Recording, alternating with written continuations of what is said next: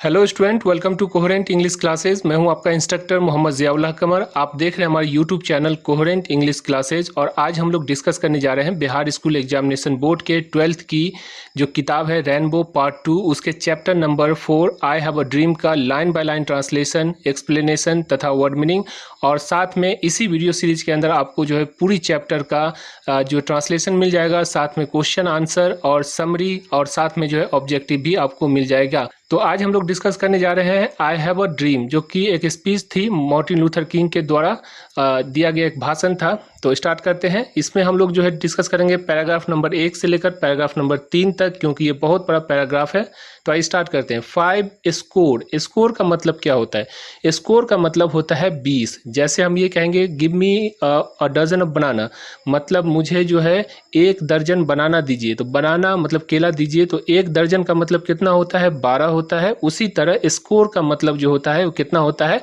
20 होता है। तो यहाँ पर बोल रहा है यानी मार्टिन लूथर किंग अपनी भाषण की शुरुआत करते हैं 5 स्कोर ईयर्स एगो, 5 गुने, और स्कोर का मतलब 20 होता है, तो 20 पंचे 100, तो पूरे 100 साल पहले। समझ में आ गया आपको? अ ग्रेट अमेरिकन, एक महान अमरीकी, in whose symbolic shadow we stand today, जिसके छत्र छाया में आज हम खड़े हैं। साइन द इमेंसिपिएशन प्रोक्लेमेशन, हस्ताक्षर किया था दास मुक्ति घोषणा पत्र पे।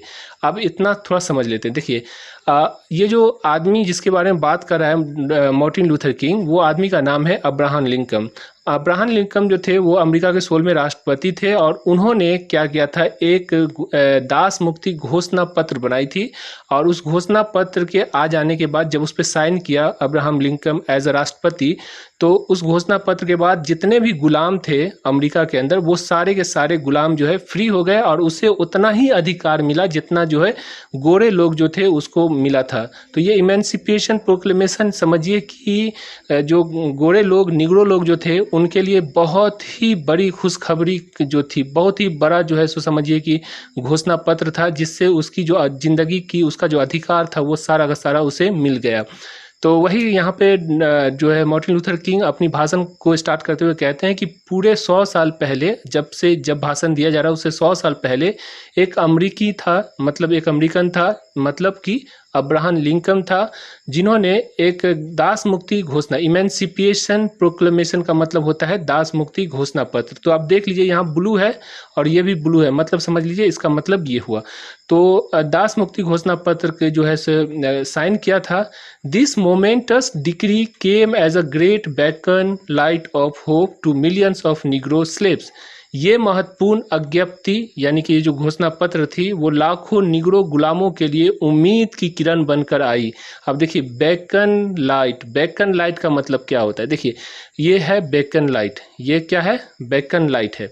बेकन लाइट क्या होता है? देखिए समुद्र के अंदर समुद्र के किनारे पे एक बहुत बड़ा जो है इस तरह का एक घर बना हुआ होता है, और घर के ऊपर जो है एक लाइट लगी होती है। ये लाइट इसलिए लगाई जाती है कि समुद्र से कोई जहाज जब आता है तो उसे पता नहीं होता है कि आप किनारे पर पहुंच रहे हैं। तो वहाँ पे जब लाइट लगी रहती है तो इससे फ़ायदा ये होता है उसको कि आपको 25 किलोमीटर 50 किलोमीटर पहले उसको पता चल जाता है कि ये बेकन लाइट की वजह से कि ये जो किनारा की तरफ हम लोग बढ़ रहे हैं। तो इस तरह से जो दुर्घटना होने से जो पानी की जहाज है उस बच जाती है।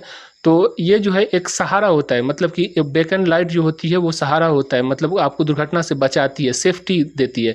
उसी तरह जो है मार्टिन लूथर किंग कहते हैं कि जो एमेंसिपेशन प्रोक्लेमेशन था यानी कि दास मुक्ति घोषणा पत्र थी, इसी तरह से हमारी हिफाजत करने लगी। ठीक है, तो ये बेकन लाइट ऑफ होप का मतलब समझ जाइए, उम्मीद की जो किरण होती है उसको कहते हैं। समझ में आ गया? हिंदी में जो कहते हैं उम्मीद की कोई किरण नज़र नहीं आती, तो I don't see the beacon light of I don't see any beacon light of hope. समझ में आ गया?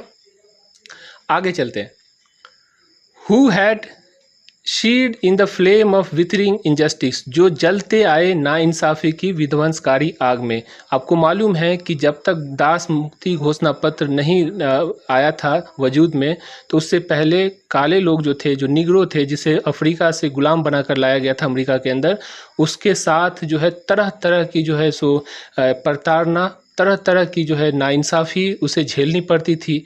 It came as a joyous daybreak to to in the long night of captivity. ये खुशियों की सुबह बन के आई लंबी गुलामी के रात के अंत में। कैप्टिविटी का मतलब होता है गुलामी, किसी को गुलाम कर लेना, कैद करके रखना, उसको कहते हैं। और जॉयस का मतलब जो है खुशियों से भरा हुआ। और डे ब्रेक का मतलब जब सुबह जो होता है, उषा काल जो होता है, जब जो सूरज की एकदम लाल लाल सूरज की रोशनी रहती है आसमान के अंदर, उसको कहते हैं, यानी एकदम सुबह का जो समय होता है उसको कहते हैं, तो डे ब्रेक। तो ये खुशियों की सुबह, जॉयस डे ब्रेक का मतलब क्या हो गया, खुशियों की सुबह। समझ में आ गया आपको। और यहाँ पे आपका जो है प्रोनाउंसिएशन दिया हुआ है, यहाँ पे आपको प्रोनाउंसिएशन दिया हुआ है। देखिए, 5 score years ago a great American in whose symbolic shadow we stand today signed the Emancipation Proclamation। तो इस तरह का जो PDF फाइल आपको एप्लीकेशन पर मिल जाएगा, आप उसमें पढ़िएगा तो क्या होगा कि आपकी प्रोनाउंसिएशन भी इम्प्रूव होगी। तो आप ज़रूर जो है कोहेरेंट इंग्लिश क्लासेज की ऐप को डाउनलोड कर लीजिए। आगे चलते हैं, paragraph number 2। But 100 years later we must face the tragic fact.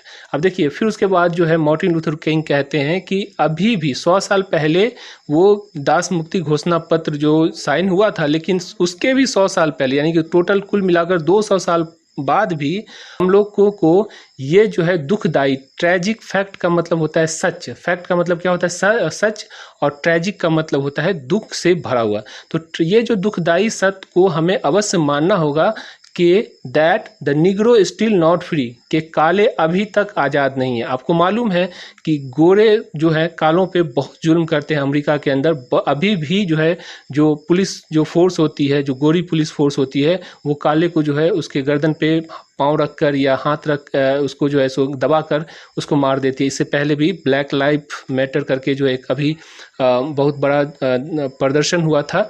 तो कहने का मतलब ये है कि अभी भी जो है काले लोगों के साथ जो है बदतमीजी की जाती है, उसके साथ नाइंसाफ़ी की जाती है, उसको जगह जगह पे सताया जाता है। तो वही मार्टिन लूथर किंग कहते हैं कि अभी भी हम जो है आज़ाद नहीं हुए हैं। We Negro still not free, यानी काले लोग, निग्रो मतलब जो अफ्रीका से आए हुए लोग होते हैं उसको कहते हैं। तो निग्रो अभी भी जो है फ्री नहीं है। 100 years later the life of the Negro is still sadly crippled. 100 साल बाद भी काले लोगों की जीवन जो है वो जकड़ी हुई है। जकड़ जाना मतलब किसी चीज़ से, हथकड़ी या जो है सो चेन से जो जकड़ा हुआ है। The main cells of the segregation, पृथ्वीकरण की हथकड़ियों से। मेन सेल्स का मतलब समझिए, हथकड़ी जो होता है जो हाथ में बांधा जाता है उससे। द चेन ऑफ डिस्क्रिमिनेशन, और भेदभाव की जंजीरों से। मतलब उन्होंने उपमा देते हुए, मेटाफोर का इस्तेमाल करते हुए कहते हैं कि अभी भी जो काले लोग हैं उनकी जो हाथ है वो बंधी हुई है किस चीज़ से, हथकड़ी। किसकी हथकड़ी? सेग्रेशन। सेग्रेशन का मतलब होता है बंटवारा। जैसे कि एक मान लीजिए कि आपको ये कहा जाए कि यहाँ पे जो है सो सिर्फ काले लोग रहेंगे और यहाँ पे गोरे लोग रहेंगे, तो ये बंटवारा तो नहीं है। तो हम इंसान हैं, चाहे काले हों या गोरे हों, चमड़ी के रंग से तो नहीं होता है। तो यहाँ पे सिर्फ काले लोग रहेंगे, यहाँ पर गोरे लोग रहेंगे, ऐसा नहीं होना चाहिए। आप सोसाइटी के अंदर, जब समाज के अंदर है, तो आप दोनों एक दूसरे में रह सकते हैं, दोनों एक दूसरे की सोसाइटी में रह सकते हैं। या फिर ऐसा नहीं हो सकता है कि अगर आप दोनों को अलग करना चाहते हैं तो जो फैसिलिटी यहाँ पर लाइट दे रहे हैं तो यहाँ भी लाइट देना चाहिए आपको। यहाँ पर अगर आप जो है सीवेज या नहर या नाला बना रहे हैं तो यहाँ पर भी बनाना चाहिए। यहाँ पर अगर रोड है तो यहाँ पर भी रोड होना चाहिए, है कि नहीं? ऐसा नहीं कि आपको यहाँ पे एकदम कोई भी व्यवस्था नहीं है और यहाँ पे आपको जो है सारी की सारी व्यवस्था हो। तो अमेरिका के अंदर ऐसा होता है। अल्बामा जो शहर था, जब मार्टिन लूथर किंग ये भाषण दे रहे थे उस समय अल्बामा में इस तरह का हो रहा था कि अल्बामा झुग्गी झुपड़ी यानी मलिन बस्ती जो होती है, जब एकदम बेकार बस्ती होती है, उस तरह की बस्ती थी जिसमें सिर्फ काले लोग रहते थे। गोरे लोगों की सोसाइटी अलग हुआ करती थी। समझ में आ गया आपको? 100 years later, 100 साल बाद भी the Negro lives on the lonely island of poverty in the midst of vast ocean of material prosperity। फिर उसके बाद जो है मार्टिन लूथर किंग कहते हैं कि 100 साल अभी और हो चुका है दास मुक्ति घोषणा पत्र के, और उसके बावजूद जो है जो निग्रो हैं यानी जो काले लोग हैं वो लोनली आइलैंड, मतलब उसे जो पृथ्वीकरण कर दिया गया है, उसको अलग थलग कर दिया गया है, और वो जो है गरीबी में अपनी जीवन को जी रहे हैं। हालांकि अमेरिका जो है उस समय सुपर पावर था। तो कह रहे हैं कि सुपर पावर होने के वास्ट में, देखिए यहाँ लिखा हुआ है island in the midst of vast ocean of material prosperity. material prosperity का मतलब होता है भौतिकी समृद्धि. भौतिकी का मतलब होता है सुख सुविधा, जो होता है उसको कहते हैं भौतिकी समृद्धि. तो ये जो सुख सुविधाओं से भरा हुआ जो देश है, इसके अंदर इतनी संभावना है, नौकरी है, सारी चीज़ है, पैसों से भरा हुआ है, फिर भी हम जो काले लोग हैं, क्योंकि हम काले हैं, इसकी वजह से हमें जो क्या किया जा रहा है कि हमको गरीबी की ज़िंदगी जीने पर, व्यतीत करने पर मजबूर किया जा रहा है. समझ में आ गया. इस तरह से गुलाम जो हुआ करते थे, जो काले लोग को लाया जाता था, इस तरह उसके हाथ में उसको जो है सो उसके सर पे जो है सो कील ठोक कर उसको जो है रखा जाता था. इस तरह की जो पिक्चर है, जो डिपिक्ट की गई है 1800 ईस्वी के अंदर की, इस तरह से गुलाम को रखा जाता है. तो कितनी बुरी जो हालत रही होगी आप सोच सकते हैं. समझ में आ गया. आगे चलते हैं. 100 ईयर लेटर, 100 साल बाद भी Negro is still languished in the corner of American society. काले लोग जो हैं वो अमेरिकी समाज के किनारे पर लड़खड़ा या जैसे तैसे दिन काट रहे हैं. समझ में आ गया आपको. लैंग्विश्ड का मतलब होता है लड़खड़ाना, पीछे छूट जाना, उसको कहते हैं. समझ में आ गया. तो लड़खड़ाना या जैसे तैसे दिन काटना, एकदम पिछड़ जाना, उसको कहते हैं. समझ में आ गया. And find himself an exile in his own land. और अपने आप को अपने ही देश में निष्कासित यानी कि निर्वासित महसूस कर रहे हैं. ठीक है. एग्जाइल का मतलब निष्कासित. समझ में आ गया. And so we have come here to dramatize a shameful condition. देखिए वी हैव, ये जो है वी और एच ए वी हैव जो है ना, वी हैव उसका शॉर्ट फॉर्म है, कॉन्ट्रैक्शन इसको कहते हैं. समझ में आ गया. तो कह रहा है so we have come here today to dramatize a shameful condition. इसलिए आज हम यहाँ आए हैं शर्मिंदा कर देने वाली स्थिति का नाटकीय रूप पेश करने के लिए. समझ में आ गया. Paragraph number 3. It is obvious today that. It is obvious today that. ये बहुत अच्छा लाइन है. यानी इससे इसका मतलब होता है ये साफ हो जाता है, ये क्लियर हो जाता है. ठीक है. तो ये आज साफ हो चुका है. इट इज़ ओवियस, क्लियर का मतलब है टुडे, इसका मतलब ये साफ हो चुका है या ये साफ है दैट कि America has defaulted on his promissory note so far. है ना. अमेरिका ने अभी तक अपने इकरारनामे को पूरा नहीं किया है. प्रोमिसरी नोट का मतलब होता है इकरारनामा. जैसे आप मान लीजिए कि पंच बैठा और पंच बैठने में आपको वहाँ पे कुछ फैसला हुआ जिसे आप जो है एक पेपर पे लिखे हुए हैं और उस पेपर पे आप भी दस्तखत कर दिए, मतलब हस्ताक्षर कर दिया, और दूसरा पार्टी वो भी हस्ताक्षर कर दिया, और हम जो है कल चल के उसको नहीं मानते हैं. तो वो जो नोट्स होता है, वो जो पेपर होता है, उसको प्रोमिसरी नोट कहते हैं. मतलब प्रॉमिस किया गया जो नोट्स है, मतलब जो पेपर है, उसे प्रोमिसरी नोट कहते हैं. तो वही कह रहे हैं यहाँ पे कि अमेरिका के जो लोग हैं वो ऐसा पता चलता है कि 100 साल पहले जिस पे जो हस्ताक्षर किया गया था, अमेरिका के जो प्रथम व्यक्ति अब्राहम लिंकन, जो 16वें राष्ट्रपति थे, राष्ट्रपति मतलब प्रथम व्यक्ति, तो वो व्यक्ति के द्वारा साइन किया गया था और वो अभी तक इम्प्लीमेंट नहीं हो रहा है, मतलब कि अभी तक लागू नहीं हो रहा है देश के अंदर. तो वही कहते हैं कि America has defaulted on his promissory note. Default करना का मतलब हो जाता है वादे से मुकर जाना. जैसे मैंने एक गाड़ी लिया और गाड़ी का पैसा किस्त नहीं सधाया. मैंने वादा किया कि मैं आपको हर महीने 10,000 रुपया सधाऊंगा, लेकिन डिफ़ॉल्ट कर गया, मतलब मैं पीछे हट गया. तो पीछे हट जाना, मुकर जाना, उसको जो है डिफ़ॉल्ट कहते हैं. तो America has defaulted on his promissory note, यानी कि उसकी जो वादा थी, जो एमेंसिपेशन प्रोक्लेमेशन के अंदर, वो जो है अभी तक जो है उसको पूरा नहीं किया है. आगे चलते हैं. As her citizen of colour are concern. क्योंकि उसके जो रंग भेद वाले जो नागरिक हैं वो चिंतित है. क्यों ऐसा हम समझते हैं? क्योंकि हमारे जो लोग हैं, जो काले लोग हैं, वो जो है चिंतित है, अभी तक जो है परेशान हाल है. Instead of honouring this scared obligation. इस पवित्र बाध्यता को निभाने के बजाय, देखिए यहाँ पर इंस्टीड ऑफ के बजाय, समझ में आ गया. और जो है यहाँ पे ऑनरिंग का मतलब निभाना, ऑनर करना, निभाना. स्केयर्ड का मतलब होता है पवित्र. ऑब्लिगेशन का मतलब होता है बाध्यता. समझे.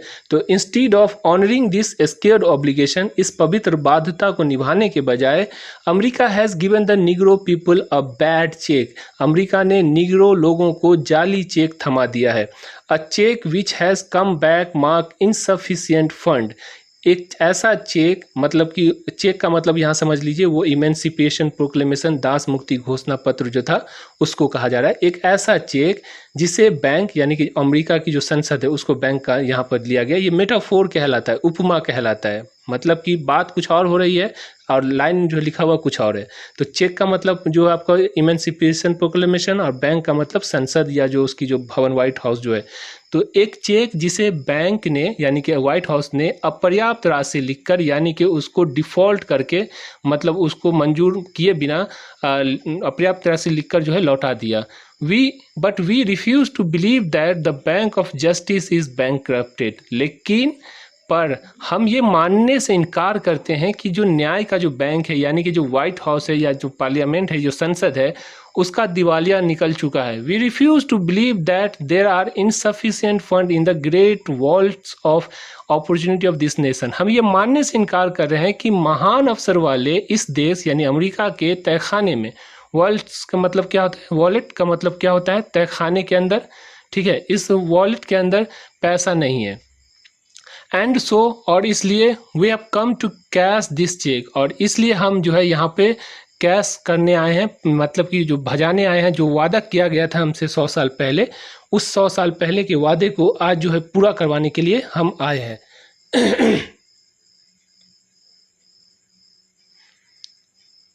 A check that will give us upon demand the riches of freedom and the security of justice। यानी कि चेक का मतलब समझ जाइए, वो जो इमेंसिपेशन प्रोक्लेमेशन यानी कि दास मुक्ति घोषणा पत्र है, उसके बारे में बात हो रही है कि एक दास मुक्ति घोषणा पत्र यानी कि चेक जो आज़ादी की, संपत्ति और न्याय की सुरक्षा देगी। यानी कि वही घोषणा पत्र से, जैसे चेक आपके पास 1 लाख रुपए का है तो आपको सुरक्षा मिलता है ना, आपको दिमाग में टेंशन नहीं रहता है कि 1 लाख रुपया तो हमारे बैंक के अंदर है।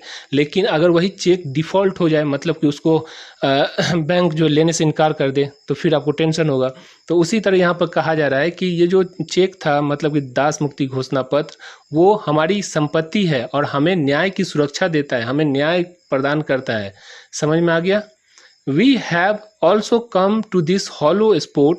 हम इस पवित्र स्थल पे, हॉलो स्पॉट का मतलब होता है जो बहुत ही पवित्र स्थल होता है, उसको कहते हैं। तो इस पवित्र स्थल पे इसलिए भी आए हैं, मतलब हम यहाँ इसलिए भी आए हैं, to remind America of the fierce urgency of now, कि अमेरिका के लोगों को आज की सबसे बड़ी ज़रूरत, फियर्स का मतलब बहुत ही ज़रूरी, अर्जेंसी बहुत ही जो जल्दी जो काम जो करने वाली हो उसको कहते हैं। तो फियर्स अर्जेंसी मतलब बहुत ही ज़रूरी काम जो होता है उसको कहते हैं, उसे याद दिलाने के लिए हम यहाँ पे आए हैं। दिस इज़ नो टाइम, ये समय नहीं है, to engage in luxury of cooling off और to take a tranquillising drugs of gradualism, धौंस जमाने या लेट लतीफ़ी से समस्या को सुलझाने की। आप समझिए यहाँ पे ट्रैंकुलाइजिंग का मतलब क्या होता है। जैसे आप देखते होंगे कि आपका, मान लीजिए किसी व्यक्ति का ऑपरेशन होता है, तो ऑपरेशन होने से पहले ट्रैंकुलाइजिंग जो है ड्रग्स दी जाती है। ट्रैंकुलाइजिंग ड्रग्स का मतलब ये हो गया कि आपको जो है बेहोश कर दिया जाता है, जिससे आपको जो आपके बदन पे चीरा लगता है, दर्द आपको महसूस नहीं होता है। तो वो दवा जो कि आप, जैसे आप बेचैन बने हुए, आपके पेट का दर्द है, तो आपको जो राहत पहुंचाने वाली जो दवा होती है उसको ट्रैंकुलाइजिंग ड्रग कहते हैं। समझ में आ गया? तो ये कहने की कोशिश करते हैं यहाँ पर मार्टिन लूथर किंग कि ये जो है बहुत ही ज़रूरी काम है, इसे सबसे पहले अमेरिकी संसद या अमेरिका के लोगों को करनी चाहिए। यहाँ पे जो ये समय नहीं है कि यहाँ पे जो है आप जो है कूलिंग ऑफ पीरियड का मतलब हो गया कि जैसे रेस्ट करके, जैसे आप जाते हैं किसी सरकारी दफ्तर में, तो वहाँ पे जो दफ्तर के आदमी को काम करने का मन नहीं होता तो क्या कहता है आपको कि थोड़ी देर के बाद आइए, खाना खाने का वक्त हो गया, या हम थोड़ा बाहर जा रहे हैं, थोड़ा सा हम आ रहे हैं, बैठिए पान खा के आ रहे हैं। तो ये जो है कूलिंग ऑफ जो है होता है, मतलब कि आप जो है किसी चीज़ को लेट लतीफ़ी करने के लिए जो उसको कहते हैं। समझ में आ गया? और ये ट्रैंकुलाइजिंग मतलब कि थोड़ा सा, जैसे मान लीजिए कि सरकार को जैसे मराठा जो है सो रिजर्वेशन की मांग हो रही है, लेकिन मराठा को रिजर्वेशन न देकर सरकार ये कह सकते हैं कि मराठा के 10,000 आदमी को जो है हम जॉब दे देंगे, बस हो गया ख़त्म, हम जो है रिजर्वेशन नहीं देंगे। तो बात होती है पूरे लोगों की, लेकिन वहाँ पे सरकार क्या कहता है कि थोड़ा सा आदमी को देकर उसे खुश करके बड़े बड़े लोगों को, छोटे लोगों को छोड़ देता है। तो उसे क्या कहते हैं? ट्रैंकुलाइजिंग। समझ में आ गया? और ग्रेजुअलिज्म का मतलब होता है लेट लतीफ़ी जो होता है, ग्रेजुअल धीरे धीरे, तो ग्रेजुअली धीरे धीरे, ग्रेजुअलिज्म मतलब कि लेट लतीफ़ी। समझ में आ गया? इट इज़ द टाइम, अब समय आ चुका है to make real the promises of democracy, लोकतंत्र के नियमों का पक्का बनाने की, यानी कि लोकतंत्र, जो अमेरिका अपने आप को लोकतांत्रिक देश कहता है, तो उसका जो नियम है उसे पक्का करने की, यानी उसको इम्प्लीमेंट करने की। नाउ इज़ द टाइम, अब समय आ चुका है to rise from dark and desolated valley of segregation to sunlit path of radical justice. मतलब कि टू राइज, राइज का मतलब वो खड़ा होना, उठना। फ्रॉम द डार्क, फ्रॉम से dark and desolated valley, dark मतलब अंधेरा, एकदम काला घटा, और डेसोलेटेड का मतलब वीरान, जहाँ पे जो कुछ नहीं हो, उजरा हुआ जो होता है उसको कहते हैं। तो काले एकदम अंधेरे और जो है उजरे हुए जो वैली है, वादी है, उससे उठना, सेग्रीगेशन की, ये पृथक्करण की, जो मतलब कि काले लोग और गोरे लोगों को जो बांटने वाली जो वादी है। मतलब कहने का ये हुआ कि काले और गोरों को बांटने की जो ये प्रथा चल रही है, जो कि काली है और जो है बहुत ही उजाड़ करने वाली, यानी समाज के अंदर उजाड़ पैदा करने वाली है, उससे जो है उठना है वहाँ से। और हमें आना कहाँ है? टू द सनलिट पाथ, यानी कि वो रास्ता जहाँ पे सूरज की रोशनी हो चारों तरफ, यानी कि अंधेरे से उठ के उजाले की तरफ आना है। और रेडिकल जस्टिस, यानी जो इंसाफ जो है, मतलब जातीय मूलक जो न्याय के जो इंसाफ है उसको, मतलब कहने का मतलब ये है कि आपको जो यहाँ पे इस लाइन को कहने का मतलब ये हुआ कि जो मार्टिन लूथर किंग कहते हैं कि हमें जो है ये जो अंधकार में रखने वाला और जो है हमें जो अलग थलग करने वाला, यानी भेद या जो है सो दरार पैदा करने वाली जो ये प्रथा है, उसको ख़त्म करके हमें जो है जो एक समाज को इकट्ठा करने की जो है समय आ चुका है, यहाँ पे ये कहा जा रहा है। Now is the time to lift our nation from quicksand of radical injustice to the solid rock of brotherhood. अब समय आ चुका है अपने देश को, यानी अमेरिका को, वंशीय भेदभाव की भंवर जाल से उठाकर भाईचारा के मजबूत चट्टानों पे जमा दें। अब देखिए, क्विक सैंड का मतलब क्या होता है? जैसे आप जाएंगे, जो बलुआही जगह होती है जिसमें बालू, जैसे नदी के किनारे पर आप जाइएगा, तो कहीं कहीं पे ऐसा जगह होता है जहाँ पे आपका पूरा पाँव धंस जाता है। क्यों धंस जाता है? क्योंकि वहाँ की जो बालू होती है वो उथली हुई रहती है, जिसकी वजह से आपका पाँव धंस जाता है। तो क्विक सैंड का मतलब उसी को कहते हैं। क्विक सैंड मतलब कि वो जगह जहाँ पे बालू पे जैसे जाइएगा तब पूरा धंस जाइएगा, तो उसे क्विक सैंड कहते हैं। तो वही कहा जा रहा है, भंवर जाल। क्विक सैंड आप समझ सकते हैं, भंवर जाल। और ब्रदरहुड का मतलब भाईचारा। तो अब समय आ चुका है अपने देश को, यानी अमेरिका को, वंशीय भेदभाव, जो इसमें काले गोरे की जो भेदभाव है, उससे उठाकर, वहाँ से निकाल कर भाईचारा के जो मजबूत चट्टान है, यानी कि भाईचारे की जो है शिक्षा देकर जो है काले और गोरे जो है दोनों को एक लाने की। समझ में आ गया आपको? तो इस तरह से जो है हमने पैराग्राफ नंबर 1 से लेकर पैराग्राफ नंबर 3 तक को लाइन बाय लाइन ट्रांसलेट किया, उसको एक्सप्लेन किया और उसको समझाने की कोशिश की। आशा करता हूँ ये वीडियो आपको अच्छी लगी होगी।